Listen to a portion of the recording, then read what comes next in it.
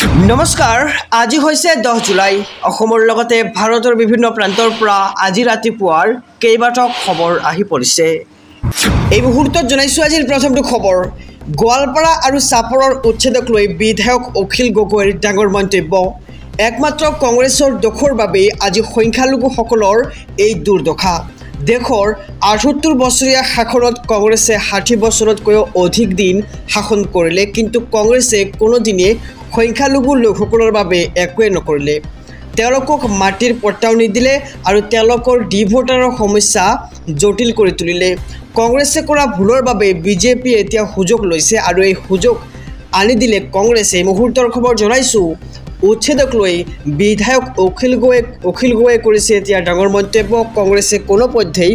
সংখ্যালঘু লোকৰ সমস্যাবিলাক সমাধান নকৰিলে আৰু স্বদেশী সংখ্যালঘু লোকসকলক মাটিৰ পট্টা দিয়াহেঁতেন আজি এই সমস্যা নহলহেঁতেন এই মুহূৰ্তত জনাইছো আজিৰ দ্বিতীয় নম্বৰ খবৰটো সমগ্ৰ দেশবাসীৰ বাবে এক ভাল খবৰ কোটি কোটি বেংক গ্ৰাহকৰ বাবে আহি পৰিছে ডাঙৰ খবৰ এতিয়াৰে পৰা একাউণ্টত এটকা নাথাকিলেও বেংকে নাকাটে কোনো ফাইন কেইবাটাও ৰাষ্ট্ৰীয়কৃত বেংকে প্ৰত্যাহাৰ কৰিলে পূৰ্বতে থকা নিয়ম আৰু বেংক একাউণ্টত ন্যূনতম ধনৰাশি থাকিব লাগিব বুলি কোনো কথা নাই মিনিমাম বেলেন্স নাথাকিলেও ফাইনৰ নামত ধন কৰ্তন নকৰে এতিয়া কোনো বেংকে আৰু ৫টাকৈ আগশাৰীৰ বেংকৰ নাথাকিব মিনিমাম বেলেন্স ৰিকুৱাৰমেণ্টৰ নীতি আৰু SBI bank bank of Baroda Canada বেংকে শেহতীয়াকৈ লৈছে এই পদক্ষেপ আৰু ইণ্ডিয়ান বেংক আৰু পাঞ্জাৱ নেশ্যনেল বেংকৰ ক্ষেত্ৰতো থাকিব এই বিশেষ নিয়মটো আৰু পূৰ্বতে বেংক অনুযায়ী গ্ৰাহকৰ বাবে আছে ন্যূনতম ধনৰাশিৰ নিৰ্ধাৰিত নিৰিখ আৰু একাউণ্টত মিনিমাম বেলেন্স নাথাকিলেই কৰ্তন কৰা হৈছিল ফাইন কিন্তু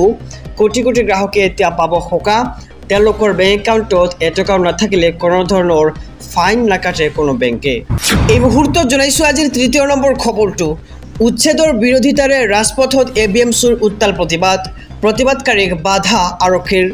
এই উচ্ছেদ সংখ্যালঘুৰ সাংবিধানিক অধিকাৰত আক্ৰমণ কৰিছে আৰু এই আক্ৰমণৰ আমি তীব্ৰ বিৰোধিতা কৰিম বুলিয়ে ABMCয়ে ডাঙৰ হুংকাৰ প্ৰদান কৰিছে চৰকাৰক আৰু দশক ধৰি বাস কৰি অহা ভাৰতীয় নাগৰিকক উচ্ছেদ কৰা হৈছে আৰু এই অমানৱীয় উচ্ছেদ কোনো কাৰণতে আমি মানি নলওঁ আৰু আৰক্ষীয়ে ভয় দেখুৱাই আমাক বাধা দিব নোৱাৰে বুলি মন্তব্য প্ৰকাশ কৰে ABMCয়ে আৰু ২১ আৰু ২২ জুলাইত এই অন্যায়ৰ বিৰুদ্ধে দিল্লীত আমি প্ৰতিবাদ কৰিম এই উচ্ছেদ সাংবিধানিক আইন উলংঘা কৰিছে আৰু তামুলপুৰৰ ৰাষ্ট্ৰীয় ঘাইপথত প্ৰতিবাদ সাব্যস্ত কৰি এই মন্তব্য ABMCৰ নেতা টাইছন হুছেইনৰ আহিছে অন্য এক খবৰৰ মাজলৈ উপাসনাস্থলীত মাংস পেলোৱা কাম কেৱল বিজেপি RSSে কৰে এনেকুৱা কাম কোনো পধ্যে মুছলমানে কৰিব নোৱাৰে আৰু এই সকলোবিলাক বিজেপি চৰকাৰৰ চক্ৰান্ত বুলি মন্তব্য প্ৰকাশ কৰে হিন্দু মুছলমানৰ কাজিয়া লগাই নিৰ্বাচন জিকিব বিচাৰিছে বিজেপিয়ে আৰু মন্দিৰৰ মূৰ্তি ভঙা কামো বিজেপি চৰকাৰে কৰে বুলি মন্তব্য প্ৰকাশ কৰে আৰু মুছলমানৰ ঘৰ ভাঙিলে হিন্দুৰ ভোট পাব বুলি ভাবিছে বিজেপিয়ে হিটলাৰৰ দৰে কাম কৰিছে ৰাজ্যৰ মুখ্যমন্ত্ৰী ডক্টৰ হিমন্ত বিশ্ব শৰ্মাই আৰু উচ্ছেদিতৰ কাষলৈ গৈ মুখ্যমন্ত্ৰীক হিটলাৰ আখ্যা দিছে এইবাৰ বিধায়ক অখিল গগৈয়ে আৰু উপাসনাস্থলীত মাংস পেলোৱা কাম যিকোনো মাংস হওক আৰু এই মাংস পেলোৱা কাম কেৱল বিজেপি RSSে কৰে আৰু এনেকুৱা কাম কোনো পধ্যে মুছলমানে কৰিব নোৱাৰে বুলি বিধায়ক অখিল গগৈয়ে সংবাদ মাধ্যমৰ আগত এক ডাঙৰ মন্তব্য আগবঢ়াইছে আৰু এই সকলোবিলাক বিজেপি চৰকাৰৰ চক্ৰান্ত বুলিও তেওঁ উল্লেখ কৰে আৰু হিন্দু মুছলমানৰ কাজিয়া লগাই নিৰ্বাচন জিকিব বিচাৰিছে বিজেপিয়ে আহিছো পৰৱৰ্তী খবৰৰ মাজলৈ সমগ্ৰ ৰাজ্যবাসীৰ বাবে এক খুবেই গুৰুত্বপূৰ্ণ খবৰ যিসকলে এতিয়ালৈকে ৰেচন কাৰ্ড পোৱা নাই তেওঁলোকৰ বাবে আহি পৰিছে ভাল খবৰ আৰু যিসকলে ৰেচন কাৰ্ড পাইছে তেওঁলোকৰ বাবেও আছে এটা ডাঙৰ খবৰটো জনাইছো SB অসম মিডিয়াৰ দৰ্শকক ৰেচন কাৰ্ড নথকা লাখ লাখ পৰিয়াললৈ ভাল খবৰ দিছে চৰকাৰে ৰেচন কাৰ্ডত পৰিয়ালৰ সদস্যৰ নাম অন্তৰ্ভুক্তিক লৈ আহি পৰিছে ডাঙৰ খবৰ যদি আপোনাৰ পৰিয়ালৰ কোনো সদস্যৰ নাম এতিয়ালৈকে ৰেচন কাৰ্ডৰ অন্তৰ্ভুক্ত হোৱা নাই তেন্তে আপুনি